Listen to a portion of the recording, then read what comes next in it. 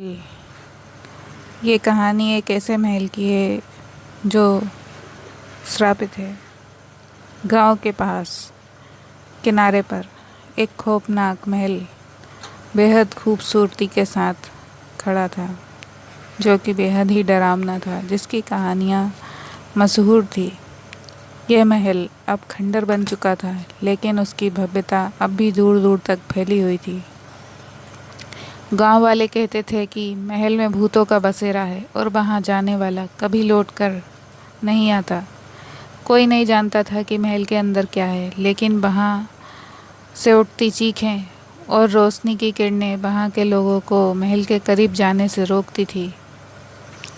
गांव में 4 दोस्त थे, रोहित, समीर, किरण और काव्या।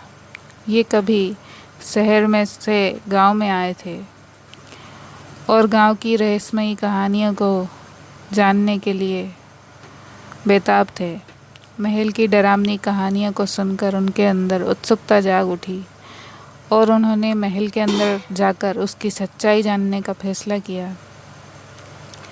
गांव के बुजुर्गों ने उन्हें कई बार चेतावनी दी कि महल के भूतों का वास है और वहां जाने वाला कभी लौटता नहीं, लेकिन दोस्तों ने केवल अंधविश्वास मानकर नज़रअंदाज कर दिया।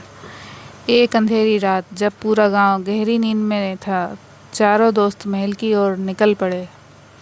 चांदनी रात थी, लेकिन महल के पास पहुंचते ही एक अजीब सी ठंडक और सन्नाटा उनके चारों ओर फैल गया। महल के बड़े बड़े गेट को देखकर उनके दिल की धड़कनें तेज हो गई, लेकिन उत्सुकता के उनके डर पर काबू पा लिया। वे महल के अंदर दाखिल हो गए। महल के अंदर घुसते ही दोस्तों ने देखा कि वहां की दीवारों पर अजीबोगरीब चित्र बने हुए थे। कुछ चित्रों में राजा के दरबार थे, तो कुछ अजीब से काले जादू के निशान थे। महल की दीवारों पर लगे जाले और धूल के बावजूद उसकी भव्यता अद्भुत थी। जैसे जैसे वे महल के अंदर बढ़ते गए, उन्हें महसूस हुआ कि वे अकेले नहीं हैं, उनके चारों ओर कोई ना कोई है, उनके पीछे कोई चल रहा है। लेकिन जब उन्होंने मुड़कर देखा तो वहाँ कोई भी नहीं था।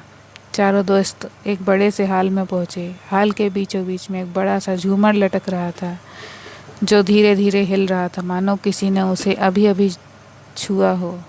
हाल की छत पर अनगिनत मरे हुए चमगादड़ लटके हुए थे, जो अंधेरे में खोए हुए थे। अचानक हाल की दीवारों पर बनी पेंटिंगों में हलचल होने लगी, और जैसे ही दोस्तों ने गौर किया, पेंटिंग के चेहरे जीवित हो उठे और चारों हड़बड़ाकर भागने का रास्ता खोजने लगे। लेकिन हर दरवाज़ा अपने आप बंद होता चला गया। हाल में अचानक ठंड बढ़ गई और हर कोने से फुसफुसाहट की आवाज़ आने लगी। दर्द और चीखें और रोने की आवाज़ें मिली हुई बहुत तेज आने लगी। चारों दोस्तों ने डर के मारे एक दूसरे का हाथ पकड़ लिया, लेकिन उनकी हिम्मत ने जवाब दे दिया था। तभी सामने की दीवार पर एक छाया प्रकट हुई। यह छाया महल के पुराने राजा की थी, जिनकी आंखें जल रही थी। उन्होंने कहा, तुम यहाँ नहीं आना चाहिए था, अब तुम भी महल का हिस्सा बन जाओगे। चारों दोस्त उस छाया से भागते हुए दूसरे कमरे में चले गए, लेकिन हर कमरा पहले से भी डरावना था। एक कमरे में उन्हें लगा कि पुराने ज़माने की पोशाक पहने हुए लोगों से घिरे हुए हैं, जो बिना चेहरे के थे। इनका एकाएक अंग सड़ रहा था और उनके हाथों में जंग खाई तलवारें थी। किरण की चीख निकल गई जब उसे महसूस हुआ कि लोगों ने उसकी तरफ बढ़ना शुरू कर दिया। समीर ने देखा कि किरण का हाथ पकड़कर उसे खींचा और सभी दौड़ते हुए अगले कमरे में पहुंच गए। कमरे में घुसते ही उन्हें एक विशाल आईना दिखा, जो महल के मालिक का था, महल के राजा रुद्र प्रताप। आईने के अंदर चारों को अपने प्रतिबिंब दिखाई दिए, लेकिन वे सामान्य नहीं थे। उनके चेहरे विकृत हो चुके थे और वे भूतों की तरह दिखाई दे रहे थे। चारों दोस्त डर से कांपने लगे अचानक आईने के अंदर से राजा रुद्र प्रताप की आत्मा बाहर आई और उसने कहा, यह महल मेरा था और मेरा ही रहेगा। मेरी आत्मा और मेरी शक्ति यहाँ रहती है। मैंने अमर होने के लिए काले जादू का सहारा लिया, लेकिन वही जादू ने मुझे, मेरे परिवार को हमेशा के लिए महल में बांध दिया। तुम सब भी अब महल का हिस्सा बन जाओगे। तभी अर्जुन ने कहा, हमें छोड़ दो, हम यहाँ गलती से आ गए हैं। राजा की आत्मा ने हंसते हुए कहा, जो यहाँ आया वह वापस नहीं जा सकता। तुमने इस महल की शांति को भंग किया है, अब तुम यहाँ से नहीं जा सकते। चारों दोस्तों ने एक आखिरी बार कोशिश करने का फैसला किया और महल के सबसे ऊपरी मंजिल की तरफ दौड़ पड़े, यह सोचकर कि शायद छत पर कोई रास्ता मिल जाए। जैसे ही वे ऊपर पहुंचे, उन्होंने देखा छत से नीचे उतरने के सभी रास्ते गायब हो चुके थे। अब वे एक अंधेरे बिना छत के कमरे में थे, जहां केवल अंधेरा और अनजाना डर था। उन्हें समझ नहीं आ रहा था कि किस दिशा में जाएं।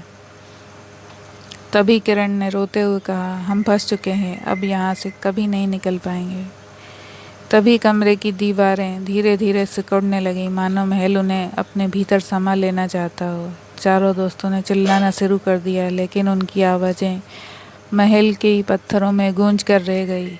उनके शरीर अचानक हवा में उठने लगे और वे एक अदृश्य शक्ति के द्वारा दीवार की तरफ खींचे जाने लगे। महल की दीवारों में समाते ही दोस्तों को महसूस हुआ कि उनकी आत्माएं भी अब महल का हिस्सा बन चुकी है। वे भूत बन चुके थे, महल की अनगिनत आत्माओं में शामिल हो चुके, जो सदियों से यहाँ फंसी थी। गांव वाले अब भी महल के अंदर की चीखें सुनते हैं और कुछ ने तो इन चारों दोस्तों की आवाज़ें भी पहचानी हैं। महल की खिड़कियों से झांकती उनकी परछाइयाँ जो मदद के लिए हाथ बढ़ाते हैं। गांव वालों ने महल को पूरी तरह से बंद कर दिया और किसी को भी वहां जाने के लिए सख्त मनाही की। महल अब भी वहीं खड़ा है, अपनी खौफनाक कहानियों के साथ। उसकी दीवारों में अनगिनत आत्माएं फंसी हुई हैं, जो भी अंदर जाता वह वहीं होकर रह जाता। महल की खामोशी और उसके अंदर फंसी आत्माओं की दर्दनाक कहानी अब गांव के हर व्यक्ति को याद है। यह सिर्फ एक भूतिया महल नहीं, बल्कि एक श्राप का प्रतीक है। महल के श्राप के कारण वहाँ जो भी आता वो बच नहीं पाता। गांव वाले हर व्यक्ति को चेतावनी देते कि वहाँ कोई ना जाए। वह महल आज भी अपनी खामोशी के साथ और भयानक कहानियों के साथ वहीं खड़ा है और वहाँ अब कोई भी नहीं जाता। आज की आधुनिक सोच के लोग अपना तर्क देते हुए इसी तरह की जगह पर जाते हैं और फंस जाते हैं। आज भी महल में चीखें सुनाई देती है और वहाँ कोई नहीं जाता। ऐसी और कहानियाँ सुनने के लिए चैनल सब्सक्राइब करो और लाइक करें।